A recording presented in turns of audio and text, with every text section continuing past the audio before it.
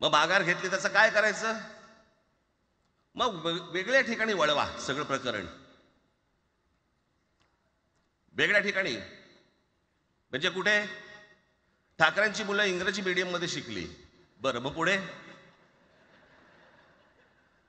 म्हणजे दादा भुसे मराठी मीडियम मध्ये शिकून शिक्षण मंत्री झाले, देवेंद्र फडणवीस इंग्रजी मीडियम मध्ये शिकून मुख्यमंत्री झाले. आता काय स्क्रीनवरती आठवा.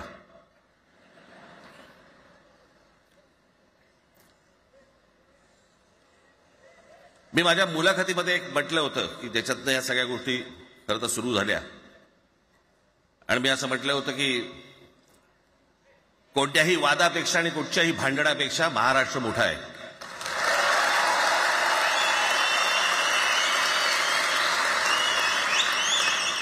आज जवळपास 20 वर्षानंतर मी आणि उद्धव आम्ही एका व्यासपीठावरती आज येतो आहोत.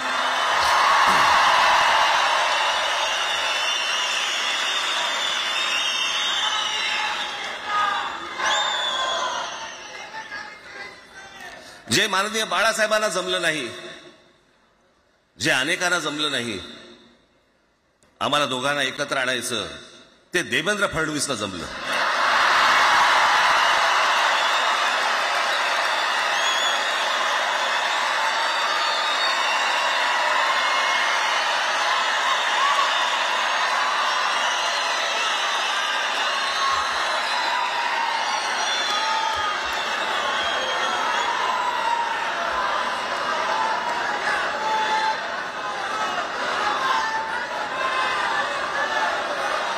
आता बऱ्याच सगळे चॅनल्सचे सगळे कॅमेरे तिकडे लागले, तिकडे लागले, इकडे लागलेत. आता संध्याकाळी सगळं सुरू होईल. आता काय वाटतं, काय दोघांची बॉडी लँग्वेज कशी होती? कोणी कमी हसलं का? कोणी जास्ती हसलं का? कोणी बोलतायत का? आपल्याकडे मूळ विषय सोडून इतर गोष्टींमध्येच फार रस असतो अनेकांना. खरं तर आजचा हा मेळावा, मोर्चालाही तीच घोषणा होती, आजच्या मेळाव्यालाही तीच घोषणा आहे की कुठचाही झेंडा नाही, मराठी हाच अजेंडा.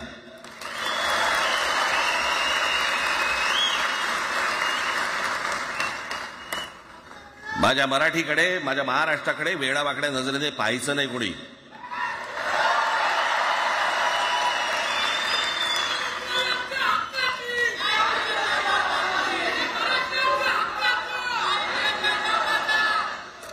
ठरलं ना आपलं, सगळ्यात शेवटी द्यायच्या घोषणा. बसा, शांत बसा. खरं तर हा प्रश्नच अनाठाई होता, काही गरजच नव्हती. हे कुठून अचानक हिंदीचं आलं मला काही कळलं नाही. मला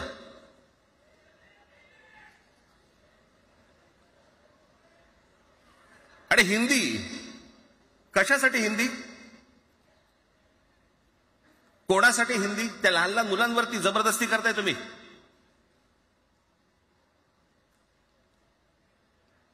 कोणाला विचारायचं नाही, शिक्षण तज्ञांना काही विचारायचं नाही, कोणाला काही विचारायचं नाही. बस आमची सत्ता आहे, आमच्याकडे बहुमत आहे, आम्ही लादणार. तुमच्या हातात सत्ता असेल ती विधान भवनात,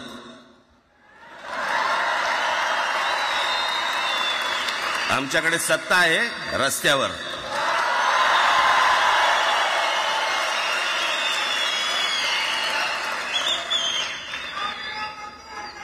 एक पत्र लिहिलं, 2 पत्र लिहिली,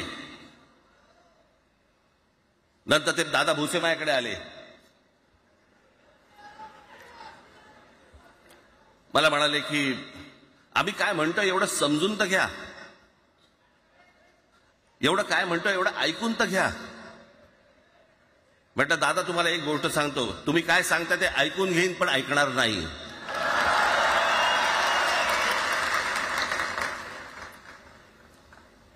मराठीच्या विषयामध्ये त्याच्यात तुम्ही तिसरी भाषा लादताय, त्रिभाषा सूत्र. कुठलं त्रिभाषा सूत्र आणलं?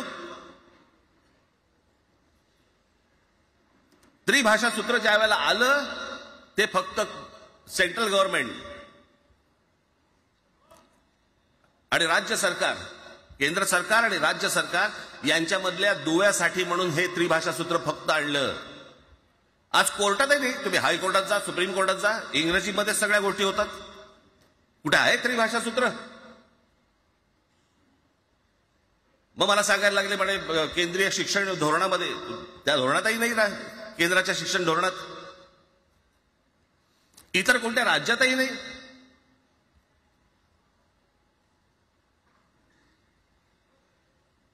महाराष्ट्रात प्रयोग करून पाहिला तरी दक्षिणेची राज्य तर हिंग लावून विचारत नाही त्यांना. पण महाराष्ट्र ज्या वेळेला पेटून उठतो त्यावेळेला काय घडतं आणि काय होतं हे आज राज्यकर्त्यांना समजलं असेल. त्याशिवाय का माघार घेतली?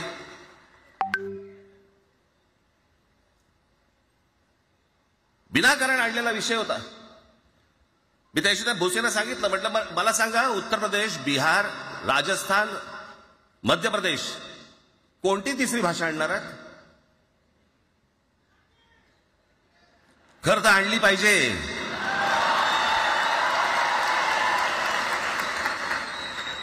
गंमत बघा, हिंदी भाषिक राज्य आहेत ती आर्थिकदृष्ट्या मागास,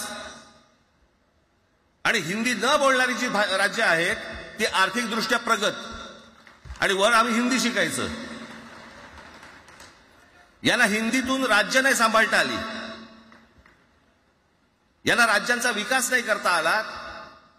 जे हिंदी बोलत नाहीत त्या राज्यांमध्ये, हिंदी बोलत असलेल्या राज्यांमधनं नोकरी धंद्यासाठी लोक इकडे येत आहेत आणि हे म्हणतात हिंदी शिका. कोणासाठी शिकायचं? 5वी नंतर काय हिंदी चित्रपट सृष्टीमध्ये जाणार आहेत मुलगा? कोणासाठी शिकायचं? हिंदी भाषेबद्दल मला वाईट नाही वाटत. भाषा कोणतीही श्रेष्ठच असते, उत्तमच असते. मग ती मराठी असेल, गुजराती असेल, तामिळ असेल, पंजाबी असेल, बंगाली असेल, हिंदी असेल, अजून कुठचीही असेल. एक भाषा उभी करायला खूप प्रचंड तपश्चर्या लागते, खूप लोकांची मेहनत असते. एक लिपी उभी करायला खूप प्रचंड ताकद लागते.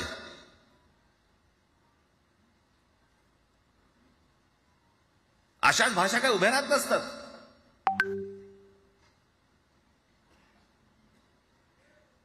आणि या भाषेचं नवीन कुठून आणलं? त्याविषयी ते अमित शहा म्हणाले, ज्याला इंग्रजी येतं त्याला पुढे म्हणे लाज वाटेल, म्हणे मला इंग्रजी येतं. अरे तुम्हाला नाही येत?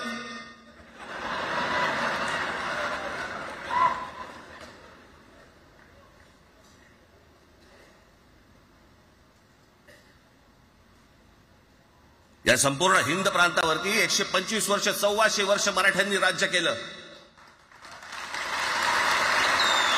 1400 वर्ष इतक्या राज्यांवरती आम्ही राज्य केलं. तो त्यावेळेला राज्यच नव्हती, पण जे प्रदेश होते त्याच्यावरती राज्य केलं. आम्ही मराठी लादली गुजरातवरती, मध्य प्रदेशवरती, राजस्थानवरती, पंजाबवरती, इतर सगळ्या प्रांतांवरती, जिथे जिथे म्हणून अटोकपर्यंत पोहोचले होते मराठा साम्राज्य, आम्ही लादली. अरे हिंदी भाषा एक 200 वर्षापूर्वीची भाषा आहे, महाराजांच्या काळात पण नव्हती.